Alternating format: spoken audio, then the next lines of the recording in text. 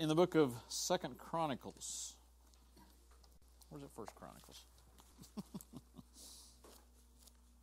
1 Chronicles. I said 2 Chronicles. Going to be part 2 of a series I started last week called Dad Sense. And I don't mean to throw all this up on the dads, but a lot of it God does hold you responsible for, so it does fall upon you. Ladies doesn't mean that you can't learn, and ladies also doesn't mean that you shouldn't take good notes and things like that.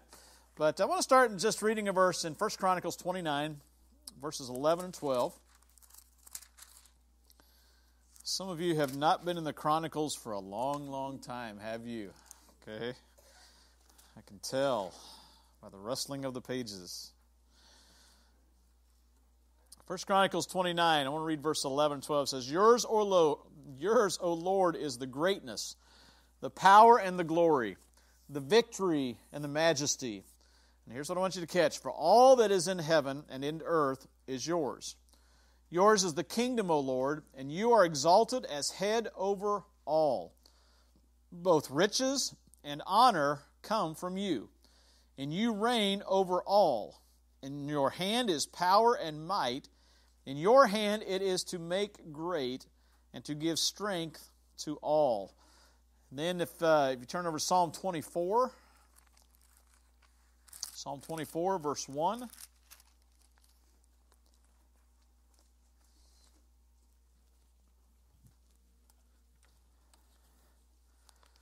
psalmist writes these words, right after the 23rd Psalm, of course, the 24th Psalm.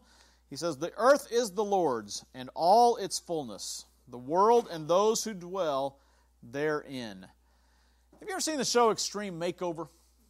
All seen that show? Most of you have, I'm sure. What they do is they take a home that someone lives in, and oftentimes they will, a lot of times they'll pull the person away from the house, and then they'll totally, sometimes even just totally gut the house, tear down walls, rip out full rooms, rewire the thing.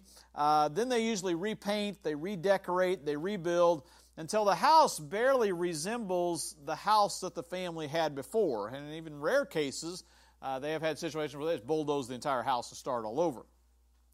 Well, I'd like to call this first step today in this dad sense thing, this first step, I'd like to call it extreme mind makeover, if you will. God's edition, okay? In fact, I want you to take pretty much everything you've ever learned about money in your whole life and everything you learned in high school and all the stuff that they gave you, pretty much get that out of your head, gut it out of your head, if you will, throw it away, and start the process with me today of rebuilding in your mind a totally different attitude about money, okay? And begin building an attitude which is God's edition of money, okay? In your notes this morning, I gave you some comments that are pretty common. And this is why we need to do this, because I know you've either said these comments or thought these comments or heard others say them. You ever heard something like ownership is 9/10 of the law? You ever heard that? You know, if I've got it, then nobody else can have it. How do you like my new car? Don't you like your new car? Okay, it's always fun to get a new car. I got that new car smelling. How do you like my new car? He owns 2 successful companies. What do you think we should do with our inheritance? Okay. My boys don't ever have that discussion because I've already told them, you're not getting nothing. Okay. I'm keeping a close eye on my investments. Okay. This is a good one here. I'm still paying for my mortgage, but I now own 75% of my house. Yeah. I always love it when you're filling out those applications and it says, who owns your home? And I'm going, I don't know the guy's name. Some dude at a bank somewhere is laughing all the way to the bank because this $100,000 home cost me $4.25. So, and this is my favorite, I think. Politicians want us to keep more of our money. Yeah, right. Okay. Now, here's the deal. All of us make statements like this all the time, right? What are we going to do with my car? How are we going to fix this in my house? My job, all of these things. But the truth is, and this is the first thing you have to understand this morning, is we don't own any of it. We don't own any of it. At best, God has given us an illusion of ownership.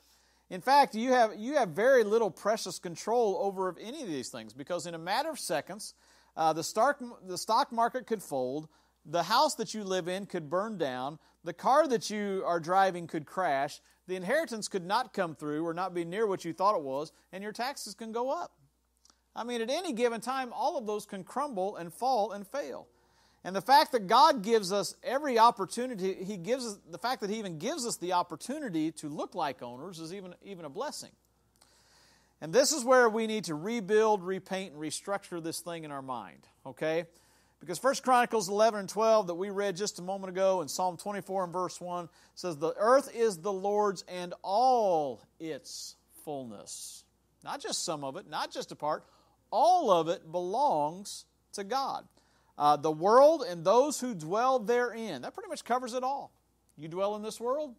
I dwell in this world.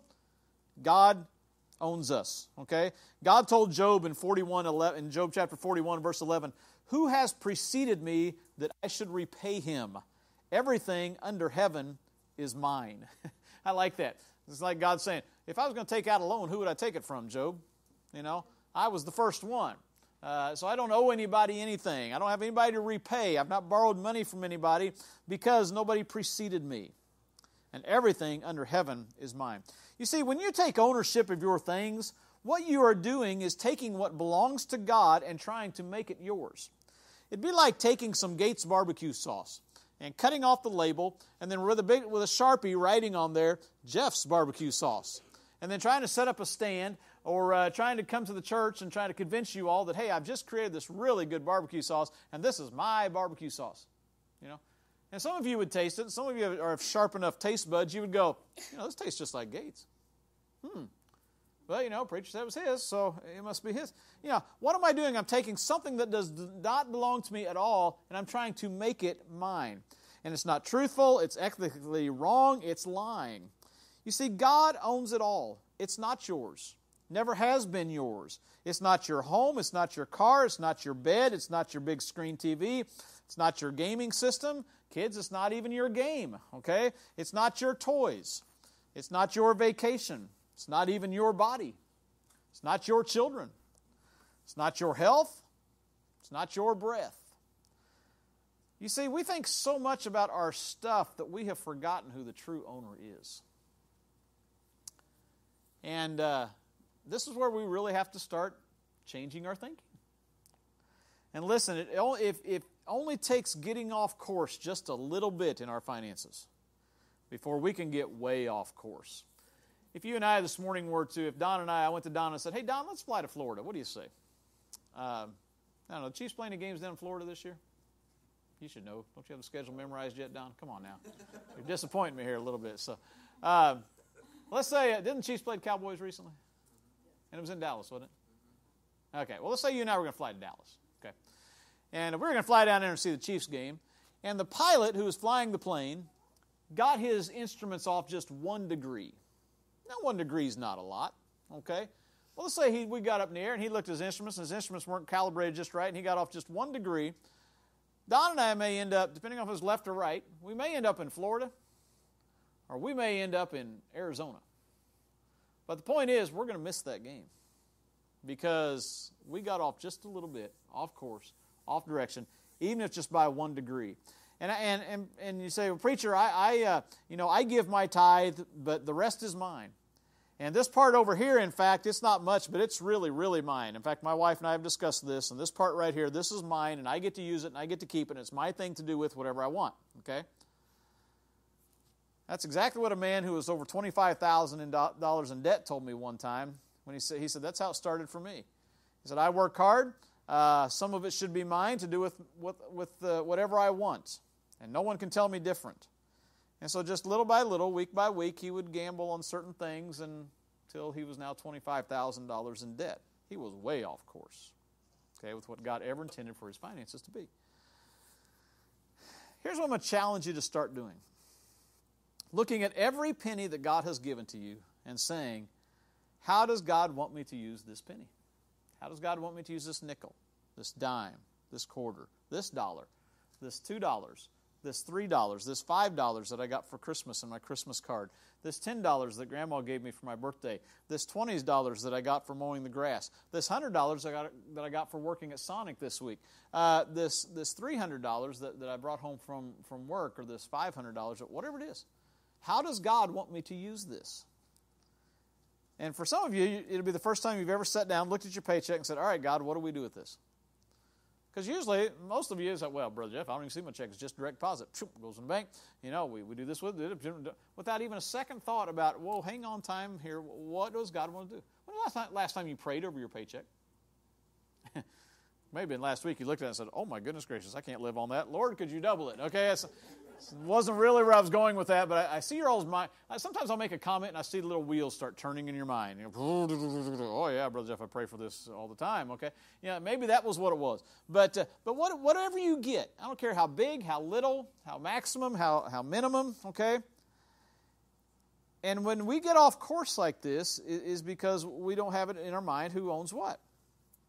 And I know some of you are like, oh, you know, Brother Jeff, we've got this covered. You don't have to worry about me, money, stuff, being materialistic. I'm not that way. You know, I just kind of like the simple life.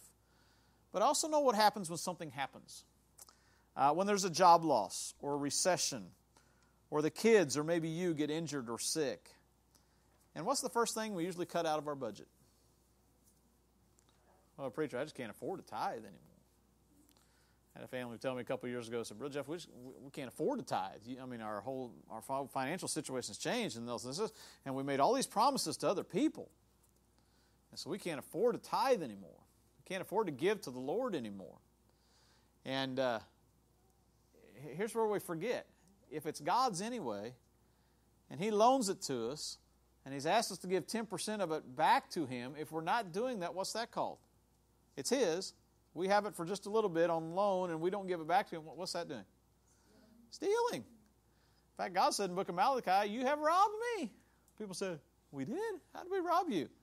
He said, in tithes and offerings. You've not given to me. You're robbing from me. You know, and I know people go, well, Jeff, I just can't afford to tithe. Tithing, so I can't afford to tithe. Listen, a tithe is a tenth no matter how you break it down. We've done the math on this 1,000 times. If I had a whiteboard, I'd do it again just for fun. But, I mean, a tenth is a tenth is a tenth of a tenth. You know, it's just a tenth, okay? Tithe means tenth. That's what the word literally means, okay? We could stand up here and talk about tenthing, okay? If you wanted to, it'd mean the same thing. But it's called a tithe or tithing. And a tenth is always tenth. I don't care if you make $1, you know, 10 cents goes to the Lord. If it's $100, $10 goes to the Lord. If it's $1,000, $100 goes to the Lord. You know, if you can't afford to tithe, I'm going to start praying that your income is reduced to the point where you feel like you can afford to tithe again. Okay? You and I will pray about that. You come forward at the end of the service, and if you can't afford to tithe, I'm going to pray that God brings your income to a level that you can now afford to tithe. Okay? There's one way to kill an altar call, isn't there? You know, everybody's going to go that way for the altar call. You know, I'm afraid he's going to pray for me. But I mean, I'm be serious. You know, don't come to me and say, "Oh, Brother Jeff, I can't afford to tithe." You know, I'm making too much now. I've had people say, "I'm making too much now to tithe." It's still the same percentage, no matter how you look at it. If you can't afford it, then take all your dollars, the million that you have now or whatever, lay them all out and just give a dime of each one, okay, if that makes you feel better, all right? It's still the same principle. And this is where, if we haven't gotten this straight in our mind of who owns it, then our perception of ownership is all skewed, and we're setting a course that will eventually lead us hundreds of miles from where God's place of blessing is in our life. So first truth, mom and dad, you have to learn. First truth, kids, you have to learn, okay? First truth that dads, you need to be teaching your kids, okay, is it's not your own. You own nothing. God owns it all. Principle number 2. Because I know somebody's sitting here going, well, wait a minute, preacher, if God is the owner and we don't anything, then what do we do with this stuff we get, okay? How's that work? What are we then? And the answer to that is we are stewards.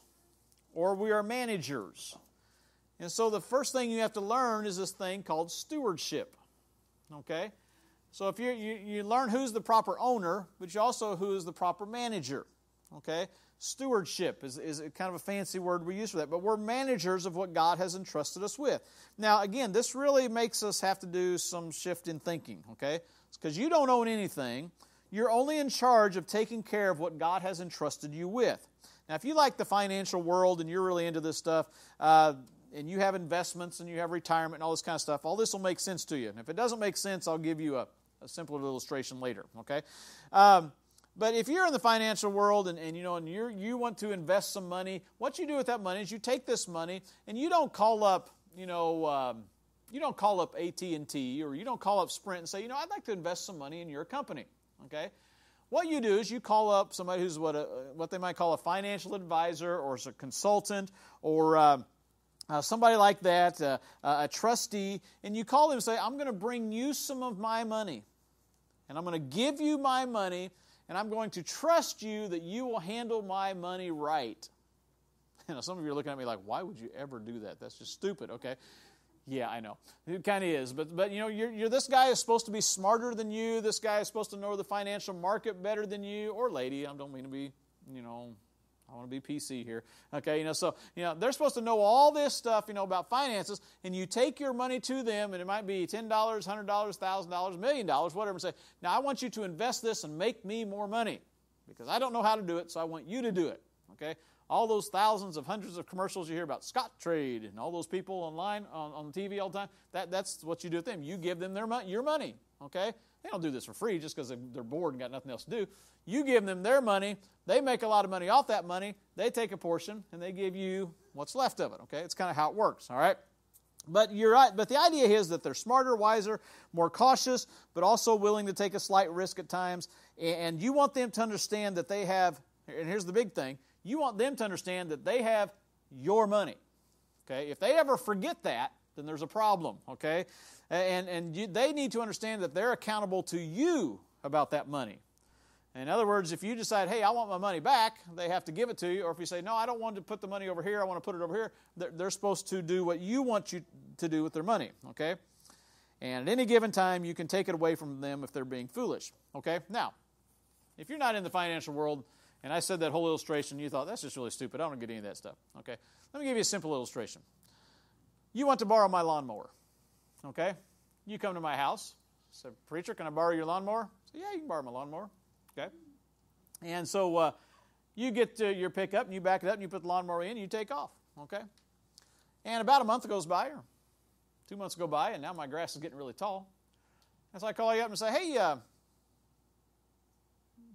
Gustavo, I loaned you my lawnmower. You still got my lawnmower? He says, man, I sold that thing. I got the best deal for that. I'm going, run that by me one more time, okay? It sound like you said you sold it. You said, oh, man, I did. Got $200 out of the thing. Good luck on that with my mower, but, let's try this. Got $25 for that thing, okay? And I said, well, Gustavo, that wasn't your mower. Well, yeah, it was in my garage. No, that was my mower. That was in my yard.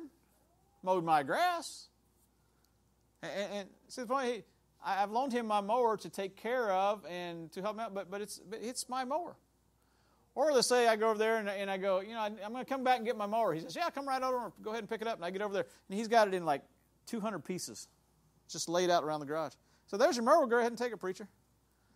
I said, what? I can't take that. I don't know what to do with this. What'd you do to my mower? He said, well, this guy over here across the street, he needed a blade. And the guy down there, he needed a spark plug. And the guy over here, he needed some wires. And this guy over here, he needed a motor. But, there's the rest of it. You see what's happened? He's not taken care now of my mower. He's not been a good steward. He certainly hasn't managed it well. Okay? Or let's say I just go over to his house and he's kicking that thing and he's throwing it. This is the stupidest mower. He's throwing it across the front yard. That's what I do to it most of the time. Okay, but I mean, he's doing it, and I go, whoa, dude, what are you doing with my mower? You need to treat it nicely. Be kind to my mower. What did my mower ever do to you? Or what hasn't it done for you? Maybe that's why he's doing it, okay? But be nice to my mower. It's not your mower. It's my mower. Take care of my mower. And then he'll say, but preacher, you just preached. It's not your mower. It's God's mower. So he'll turn it on me. So this is just where the illustration breaks down. Here's the point, folks. We are just stewards. And God expects us to do the same thing out of us that we would expect out of something we loan to someone else or to somebody we give our money to. We're to be wise. We're to be smart. Yes, we're also to invest, but not foolishly. And we're always with a sense of knowing that we are accountable to Him and He can and He will at any time take it away from us if we are foolish with it. We are expected to do our best in all monies that God gives to us. We see this in Luke chapter 19, a passage that we'll look at another time, because I'm afraid this message will get too long. But you know the story there where the master gives to his 3 servants the monies. The old King James calls it talents. Some of the newer versions call it minas. But he gave them coins, some kind of a money. You know, he gave 1 10 and 1 5 and 1 1. He said, I'm going to go away on a long trip. In other words, I'm going to be gone for a while, and I am trusting you as a steward to take care of my money for me and do something with it. And so the man comes back from his long journey, and the first steward says, listen, you gave me 10 minas here, and I invested it, and I put it to use, and I've made alongside of it 10 more, okay? And so I've made you $10. You got your original 10 coming back, and I made you another 10. And the other guy says, well, you gave me 5, and I did the same thing. I invested it, I put it to use, and I made some money. And not only have I got your original 5, but also made you another 5. And the master of the house, the nobleman's like, this is good. I like these guys. You know, they know how to handle money. The third guy, he gave him just 1. I think I know why he probably only gave him 1, okay? But he gave him 1, and the man says, well, you know, I was kind of scared of you. You kind of freaked me out a little bit. And so I just buried it in the ground. But look, I still got it. And I don't know how long this journey was, but the buying power of that mina that he buried in the ground, if it's anything like our economy, by the time the guy got back, it had a lot less value than it had originally. See, if you had $1,000 in 1910 or the 1860s, and you buried it in the ground, and you dug it up 100 years later, it's worth a whole lot less today than it was in the 1860s. I love watching old Western movies and things like that anyway, because I love when the guy says, yeah, I need a burger, fries, and give me a hot shower. Here's a quarter. And I'm going, a quarter? You can't even buy a bubble gum machine thingy for a quarter anymore. They're 50 cents, you know. Now the kids go, Mom, you got 2 quarters? 2 quarters? What's up with that? You know? And those little things, the little, you know, pretend rings and tattoos and things, those used to be a dime. Remember when a phone call was a dime? You need to call your cell phone company and say, you know, I'd like for my bill to be a dime. Because, or just charge me 10 cents a call. How's that? See what they say. Oh, well, you know, it just doesn't work that way anymore. You know, and so that even the buying power of that 1 coin that man had gone down. He'd actually lost his owner money because he had been foolish and just buried it in the ground. And you know, God expects us to be wise with this money. In another parable, and I do want to look at this one over in Luke chapter 12. Turn over here with me. And there's going to be a lot said in this parable that I'm not going to deal with. That's not the purpose of us turning there to break down this portion of Scripture, and break all this down. It's not what my point is. But I want you, there's only one thing here I want you to jump out. So God, first of all, has called us to be faithful. 1 Corinthians 4:2, moreover it's required in a steward that a man be found faithful. Also, we're supposed to be wise with our money. There's a third thing that I want you to catch out of this passage of Scripture. In Luke chapter 12 and verse 35. He's talking here about a man who's getting married, and while he's gone, the servants of the house, or the people that are in charge, are waiting for him to return. He says, let your waist be girded and your lamps burning, and you yourselves be like men who wait for your master when he will return from the wedding, that when he comes and knocks, they may open to him immediately. In other words, when the master gets home from his wedding and gets back to the house, he doesn't want to sit there and knock at his own door and say, come on, somebody let me in. He says, you guys be ready, attentive, ready to open up the door to him. Verse 37, blessed are those servants whom the master, when he comes, will find watching. Assuredly, I say to you that he will gird himself and have them sit to eat and will come and serve him. He says, if you do this, then when the master gets there, he's going to be so impressed that he'll say, listen, you guys sit down. Hey, I'll feed you guys. I'll take care of you. This will be a great time. Go down to verse 42. And the Lord said to them, who then is that faithful and wise steward whom his master will make ruler over his household to give them their portion of food in due season? Blessed is that servant whom his master will find so doing when he comes. Truly I say to you that he will make him ruler over all that he has. But if that servant says in his heart, my master's delaying his coming, and he begins to beat the male and the female servants and to eat and drink and be drunk, the master of that servant will come on that day when he is not looking for him. That's important, when he's not looking for him, and at an hour when he is not aware, and will cut him in two and appoint him his portion with the unbelievers. And that servant who knew his master's will, did not prepare himself or do according to his will, shall be beaten with many stripes. Here's the point I want you to get here. The steward, The one who is being trusted by his master with this portion of goods is called to be attentive. These guys were to be attentive. They were to be watching for the master when he came home.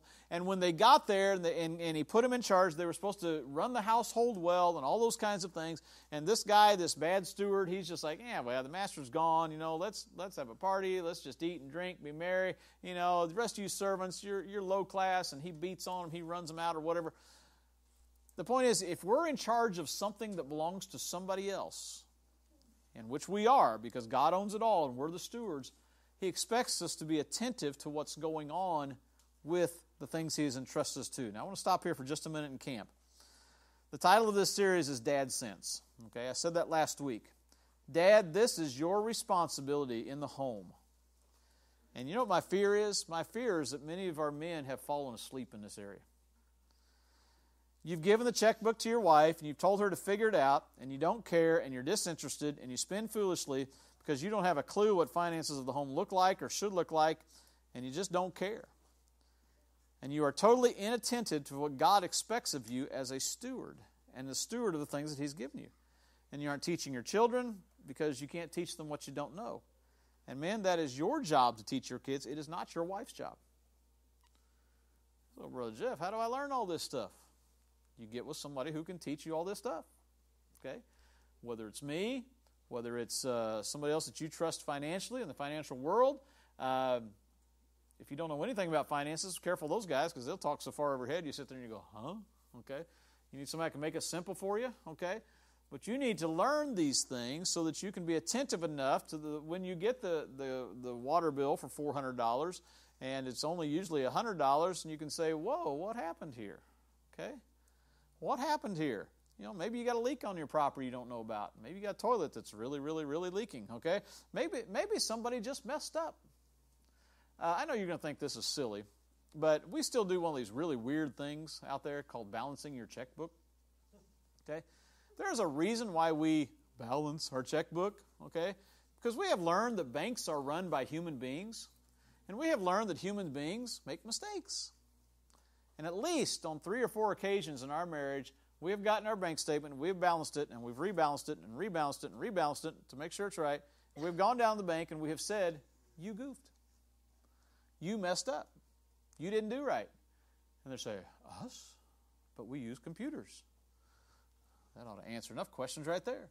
But it's humans who put that information into computers. And if you put the wrong information in those computers, the computer will spit out wrong information. And I know you're going to think this is stupid, but I've done this for as low as dimes and pennies. I'm not going down there and saying, you turkeys, you messed up. Look at this. You missed a whole dime. Okay? I do that to help them understand there are still people who are holding them accountable for what they do. You know how most people find out how much money they got in their checkbook?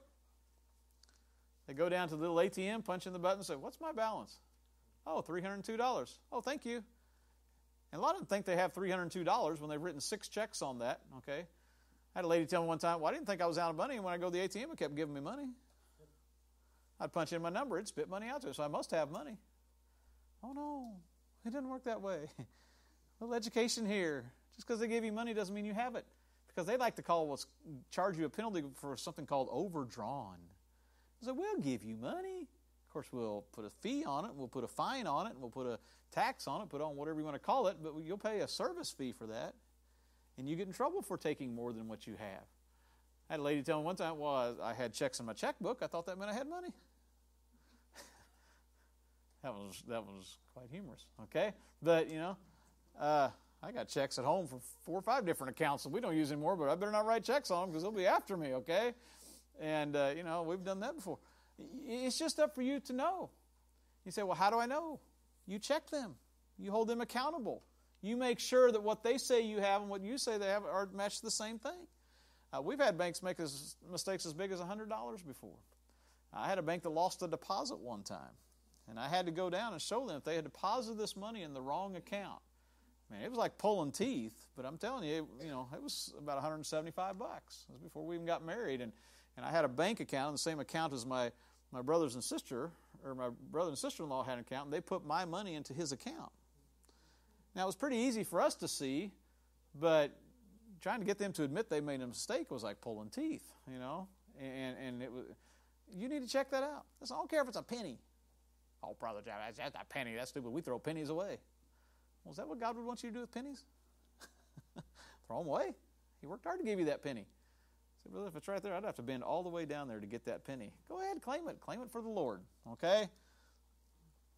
Do that 10 times, you can get the tithe on it, okay? So I'm just saying, you know.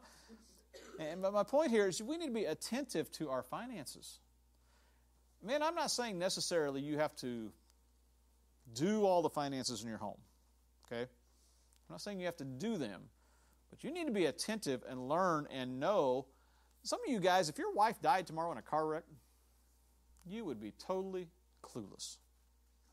Some of you ladies, if your husband died in a car wreck tomorrow, you'd be totally clueless. And I see this on my job all the time. I have people call me and I say, well, how's it going for you? You know, well, I'm really stressed out. A lot of times what they're stressed out more than anything is the finances. You know, my husband died, he didn't tell me anything.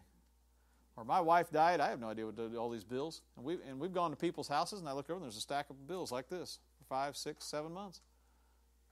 And they're like, you going to pay those bills? I don't even know how. I don't know where to mail it. I don't know how this works. Not really sure how to write out a check even. And listen, you as a team, as a couple, you need to, and if you're not a couple, as a single, you need to learn finances. And let me say to you young single people, college people here, okay, to find out how much money you have, don't go online and see what they tell you have, because they're sometimes wrong. They're human beings. They mess up. And not only that, you may have written 3 or 4 checks by the time those checks cleared and online, okay? Oh, Brother Jeff, you're just old-fashioned. Yeah. It's money God has given to me to know how to use and use it properly and use it right. Lastly, or the next point here, we need to be stewards with vision. And I probably should have written this different. It should have said stewards with His vision. Stewards with His vision. We live for the here and now so much, forgetting that God has a plan for our life. And we need to remember that one day the Master will come home. And we not only manage His finances, but we are to do it with His vision in mind. What would He do with this? So, Brother Jeff, what is God's vision? Well, just real quick, I'll throw some at you. What are God's priorities? Well, we know in Matthew chapter 28, verse 19 and 20, He says that, go ye therefore and teach all nations, baptizing them in the name of the Father and the Son and the Holy Ghost, okay? Teaching them to observe all things that I've commanded you. Okay, it's part of the Great Commission. God's vision, God's priorities is that people come to know Jesus Christ as their personal Savior. And with that in mind, I might ask you this question: how much are you giving towards the salvation of souls? How much are you investing into the salvation of the souls of mankind? You said, Brother Jeff, well, what's that look like? Well, one thing, in your tithes and offerings, when you're giving those here, we do put a portion towards outreach and missions and things like that, and that helps a little bit. But you know, we've got missionaries all over our world, 7, 8 of them that we support out of this church, and they need money to tell the gospel of Jesus Christ. Bibles aren't free. Bibles don't get printed free. And on your envelopes that you get each year, and we'll get some more here soon as the new year starts, there's a little slot on there that says missions. And I would ask you, how much are you giving to missions? And I can be pretty open about this because I look at the giving records from time to time, and I can just say pretty much there's nobody giving to missions, okay? And our missionaries depend on that money to missions so that they can tell more people about Jesus Christ. And I won't ask you how much you spent on dog food last year, and cat food, and pooper scoopers, and all the stuff for your pets, but I'll bet it was more than what you gave to missions. And I'm just saying, what's God's priority? I know you love your pet. I'm not asking you to let it die. Okay, that's not my point, okay? I'll let it stay. This is old carpet anyway, heck, you know. We should all probably just spill something. Maybe we can raise money and buy a new carpet or something. You know, it's no big deal. What does God, and I'm not saying go get, I'm not a dog hater. Not a cat, well, never mind. I am a cat hater.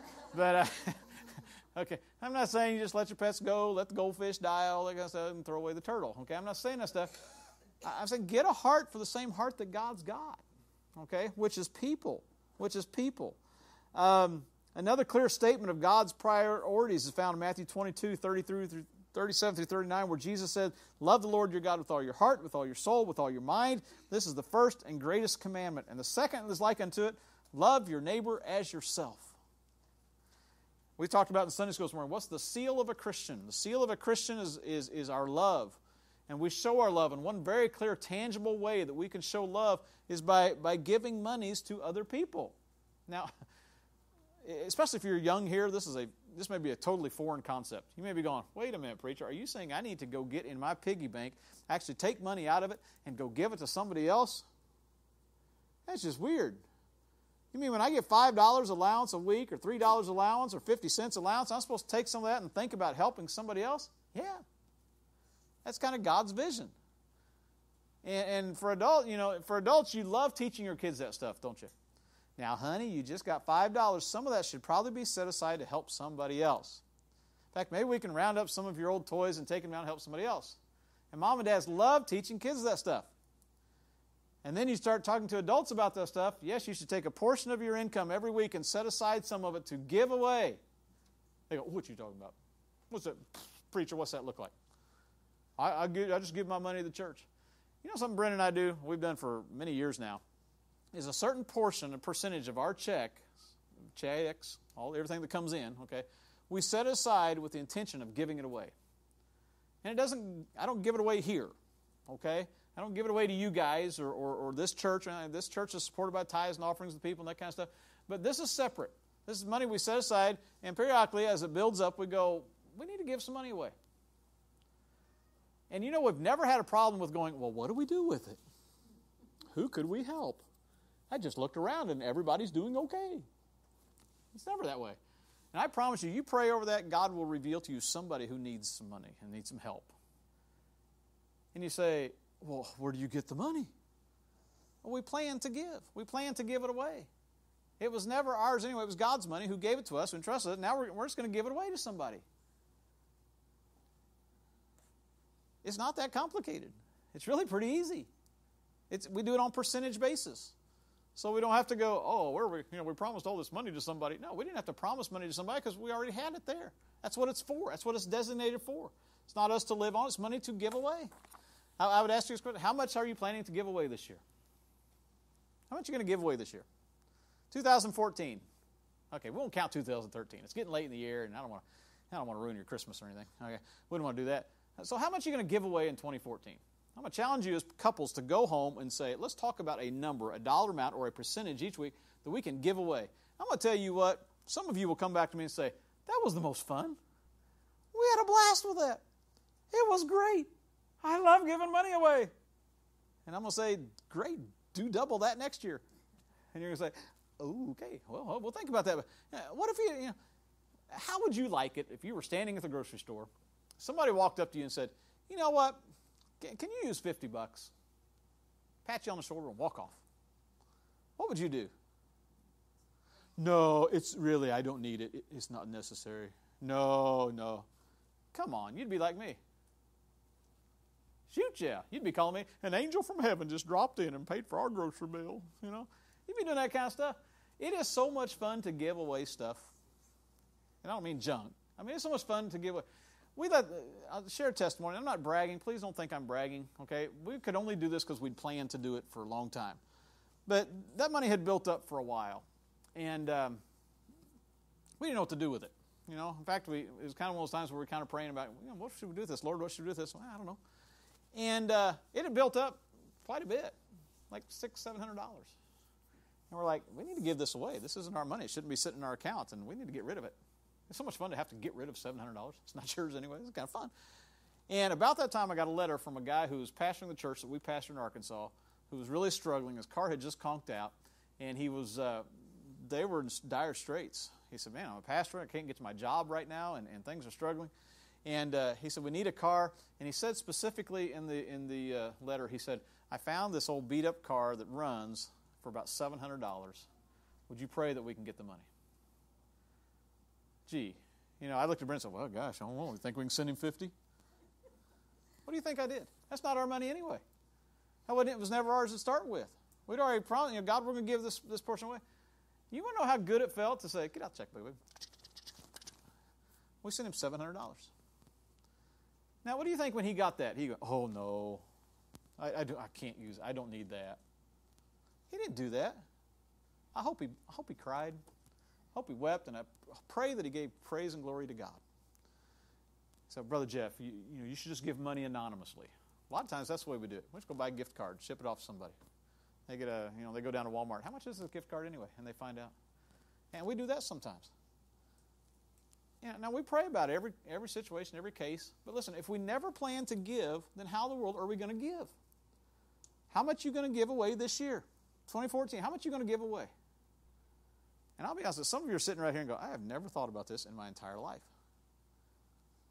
But that's so basic to the Christian life. Is others and giving to others and ministering to others. That's so basic. And one of the easiest ways, I've gone down before and I've worked at the City Union Mission and taken a whole day to do that. I've done that kind of stuff. I'm trying to say I'm making the Christian life easy, but this is just so much easier. It really is. It's basic. It makes sense. Okay, it's more thought out. It's more. It's not just emotion driven. It's a simple plan of here's how I can be a blessing to other people. And by the way, one of the reasons that Brenda and I have always done that is because people have done it to us many, many times. And it's kind of our way of saying people have helped us. Now we want to help others. And that's really all there is to it. Okay. Could it be possibly? Maybe one of the reasons you struggle financially is because you've always been as focused about self instead of focused about others. Jesus said in Luke 12:33-34, where your treasure is, there will your heart be also. And I've said many times in this church, you show me your calendar, you show me your checkbook, and I'll tell you what is the most important thing to you. For some of you, it would be your sports. For some, it would be your kids' sports. For some, it would be your car. For some, it would be your pets. As I already said about that, so for some of you, it would be your home. For some of you, it would be your addiction. For some of you, it would be your vacation. For some of you, it would be this Christmas season that's coming up that you're going to put on a credit card and pay off next May or June, spending about 4 times as much for those presents as you should. I don't know what's the most important thing to you.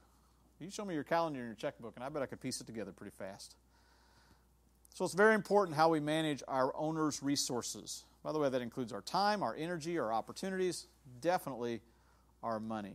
And we've seen in these passages how we are to take care of the possessions that are important.